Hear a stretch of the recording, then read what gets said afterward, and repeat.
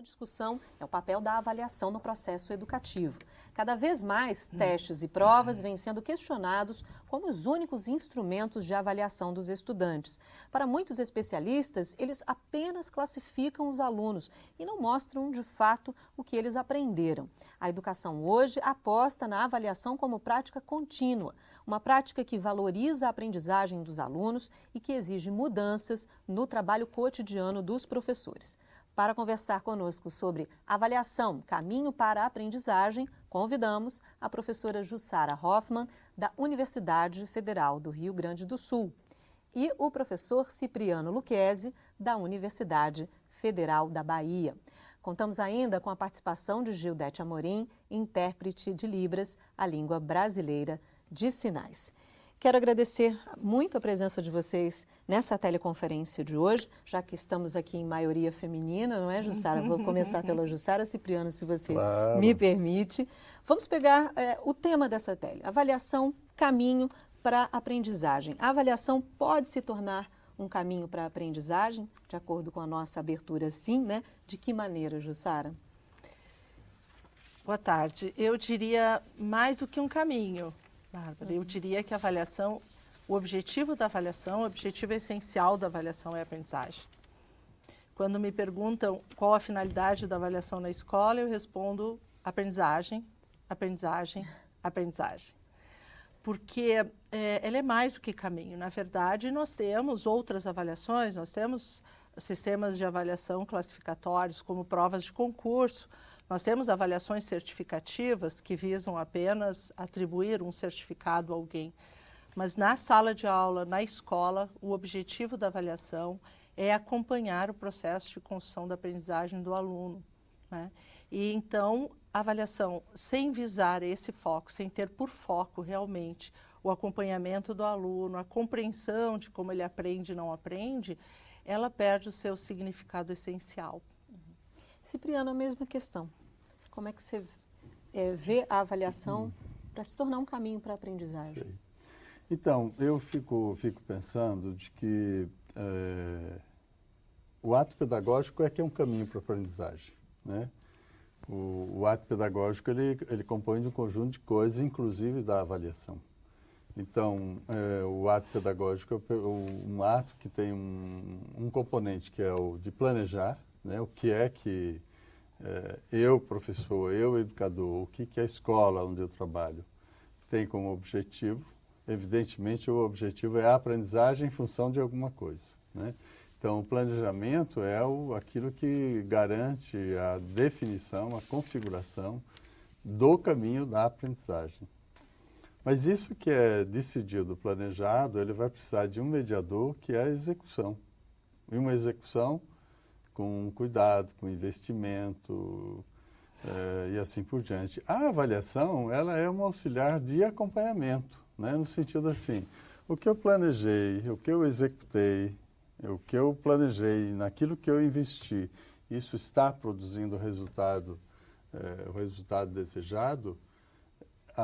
Essa é a pergunta que a avaliação responde. Então, o caminho para a aprendizagem não é a avaliação, é um suporte para a aprendizagem. Mas o caminho é esse todo do ato pedagógico, que é o planejar, o executar e o avaliar, que é o componente que permite um diagnóstico, o acompanhamento e assim por diante.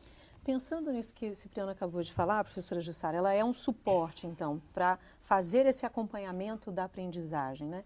Como isso pode ser feito? Em que medida o professor pode pensar no seu ato pedagógico e, ao mesmo tempo, estar ali fazendo a avaliação da aprendizagem desse aluno? O Lucchesi falou muito bem, né? A aprendizagem, ela envolve um processo, e este processo conta com inúmeros procedimentos didáticos. Dentre esses procedimentos didáticos é inerente o processo avaliativo. Nós não temos como dissociar o educar do avaliar, né? Porque antes mesmo de entrar na sala de aula, nós estamos pensando sobre quem é esse aluno, né? Para quem eu vou planejar, que atividades eu vou fazer. E este pensar sobre o aluno, por si só, já é um tempo de reflexão que me leva a propor uma atividade ou outra, que me leva a usar um determinado recurso ou outro, um tempo ou outro de sala de aula. Essa não é uma avaliação certificativa, sem dúvida nenhuma, mas eu não estou pensando nisto para dizer ou responder se o aluno aprendeu ou não aprendeu.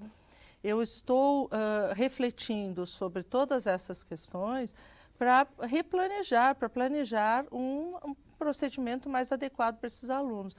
Mas no percurso dos processos, as respostas dos alunos vão ser diversas. Tá? Eu vou dar aula para 30 alunos, mas eles são todos diferentes. E cada um deles vai ter manifestações diferentes de aprendizagem. E aí entra o que eu considero essencial, né? Ver e observar cada um na sala de aula. Não é fácil? Não é fácil. Pois é, essa é uma questão, de Não uma é certa fácil. forma, gera uma polêmica, né, Sem professora? dúvida. Muitos professores dizem, mas como eu vou fazer isso? Né, se eu tenho uma Sim. turma grande, ou como é que eu vou acompanhar cada um, o processo de aprendizagem de cada um? Esta é uma questão bastante complexa, embora não há professor que não faça isso. De uma certa forma, claro. isso acontece.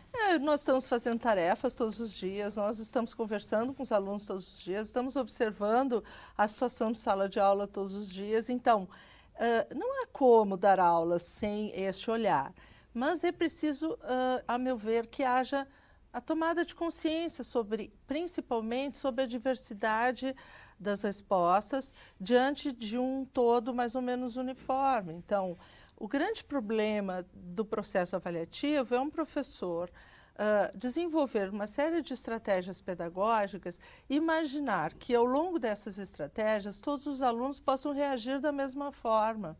Tá? Muitas vezes, quando os alunos não aprendem, ele se considera culpado por isso. Né?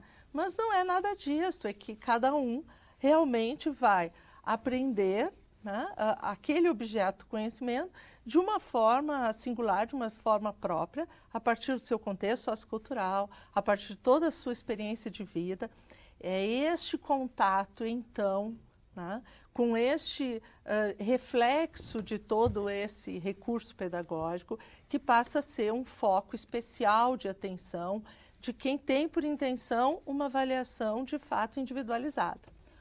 Ouvindo vocês, confesso aqui que já me senti culpada muitas vezes, especialmente em matemática, no meu processo educativo, por não entender e não compreender aquilo que me era colocado. Sobre isso que Jussara estava falando, eu fico pensando que nós precisaríamos de olhar isso sob dois aspectos. Né? Um aspecto assim, na individualidade, eu me aproprio, você, o Jussara, o Pedro, o João, cada um de nós se apropria de um conhecimento, de uma experiência, a partir da nossa individualidade, Sim. da nossa experiência cultural, da nossa experiência familiar, enfim, do nosso background cultural. Né?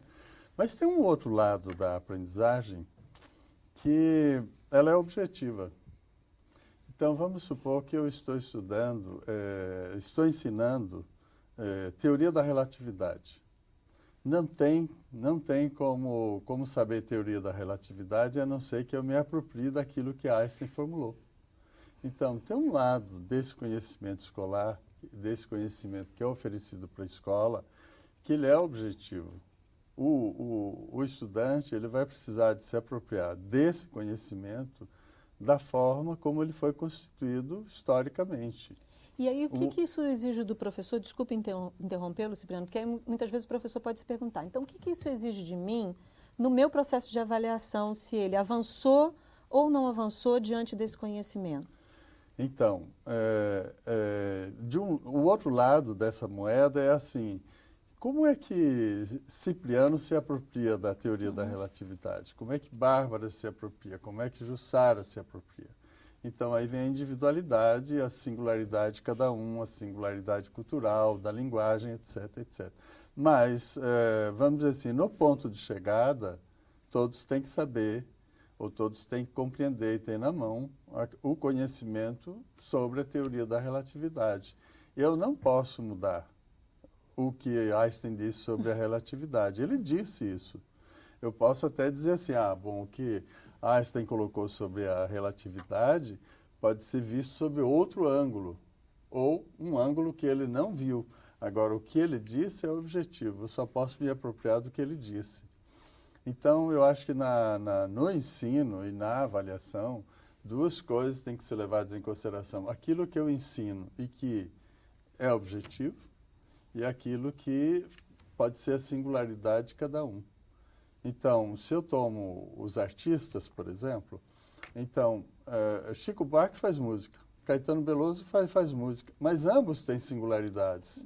E ambos trabalham com a pauta de sol, com 8 notas, com bemol sustenido, sistema binário, ternário, quaternário. Quer dizer, a estrutura musical é objetiva. Agora, a singularidade é a criação de cada um. Então, acho que no hora de avaliar, precisa olhar as duas coisas, né?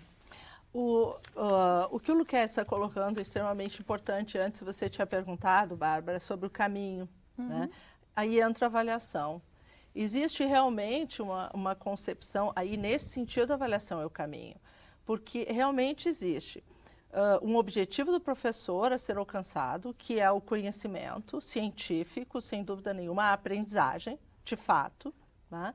E existe o processo para isso. Tá?